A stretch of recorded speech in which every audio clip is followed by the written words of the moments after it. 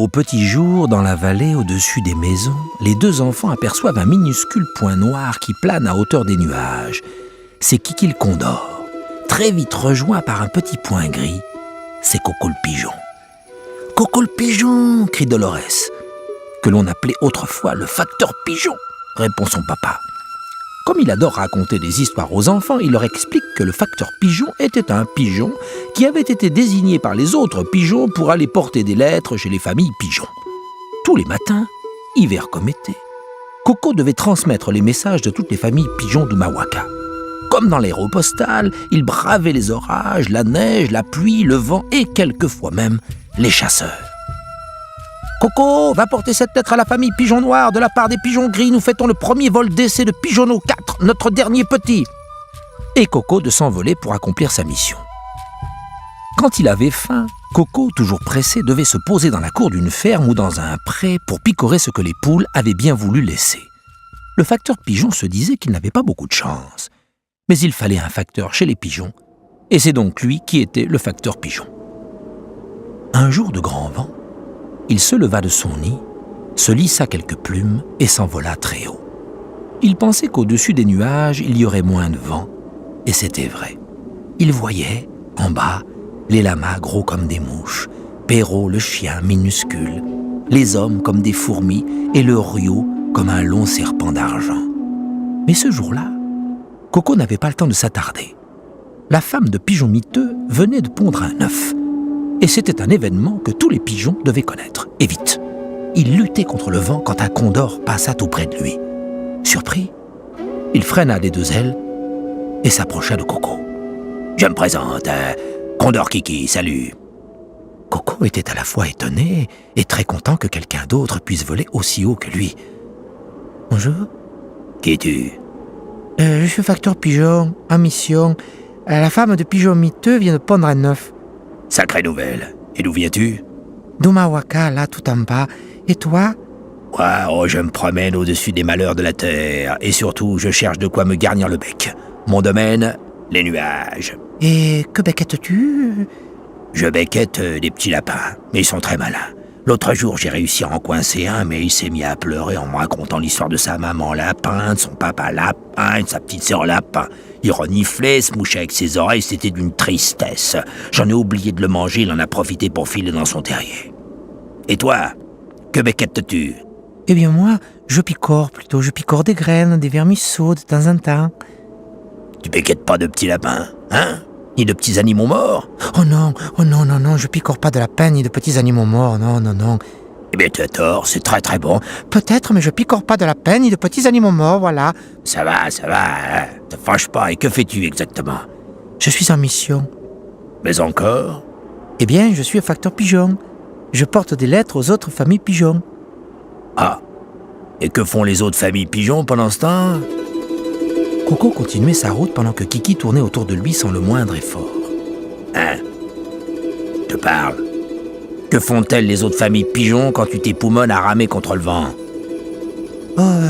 Pendant ce temps, elles attendent que je leur donne des nouvelles des autres pigeons qui attendent de même des nouvelles des autres pigeons.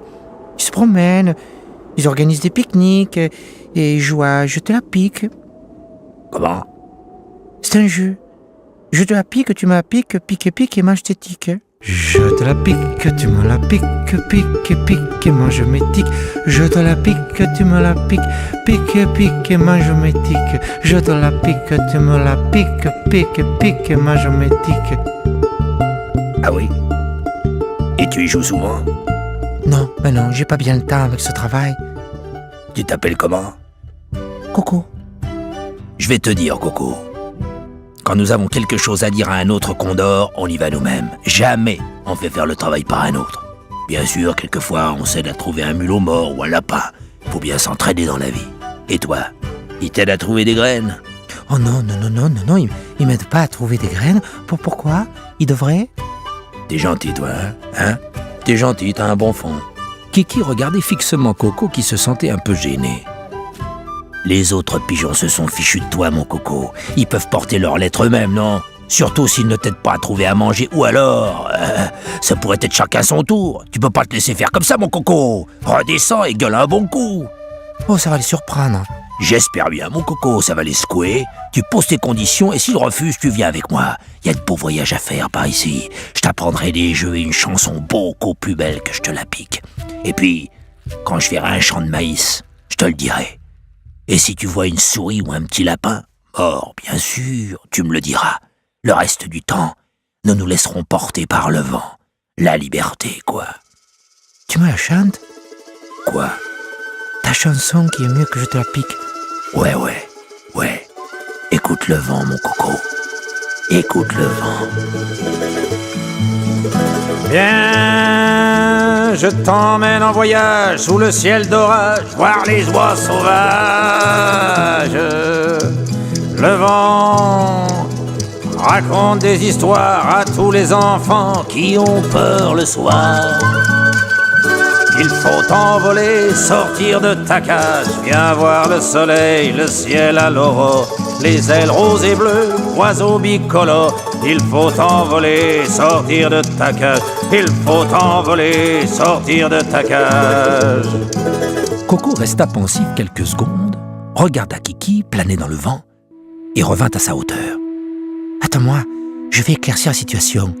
Je t'attends, mon coco, ici, juste au-dessus de l'école et à la hauteur du pic noir. Coco chercha ses compagnons et exigea une réunion immédiate autour de l'unique fontaine d'Umawaka. Certains dormaient, d'autres jouaient à je-te-la-pique. La famille Pigeon Rouge était allée pique-niquer, la famille Pigeon Gris se vautrait dans la poussière, délicieusement d'ailleurs, et Coco eut beaucoup de mal à les réunir. Enfin, quand ils furent tous là, mécontents d'avoir été dérangés, ils écoutèrent distraitement le facteur pigeon qui leur déclara « À partir d'aujourd'hui, si vous voulez que je continue à faire facteur, il faudra que vous me trouviez avec thé. Enfin, je veux dire à picorer.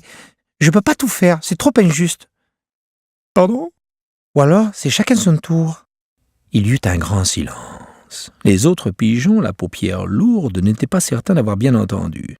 « Et puis, je veux les vacances. Je veux pouvoir jouer à je te la pique et mange mes tiques quand ça me fait plaisir. » Une pigeonne très maquillée et qui portait une bague à la patte gauche s'avança en laissant traîner négligemment une aile dans la poussière. « Le jeune Coco conteste. »« Oh, c'est pas moi, c'est Kiki. »« Et qui est ce Kiki-là ?»« Un condor. » La pigeonne étira un coup fragile. « Quelle horreur !» Pigeon miteux, qui allait être papa, était très ému par les revendications de Coco. « Le petit a raison, c'est injuste. Qu'en pense Papy Pigeon ?» Papy Pigeon, qui était très vieux, se lissa péniblement une plume grise aussi vieille que lui. Il toussa, cracha et émit un roucoulement caverneux. Pigeon miteux, les choses sont ce qu'elles sont, le monde est ce qu'il est, chacun à sa place, tout est bien ainsi et il n'y a aucune raison pour que ça change. Ils repartirent tout doucettement, les yeux mi-clos, l'air satisfait. Furieux, les plumes ébouriffées de colère, le facteur pigeon hurla. « Il y a une chose qui change. 1. Je suis plus facteur. 2. Je pars immédiatement en vacances et pour toujours. 3.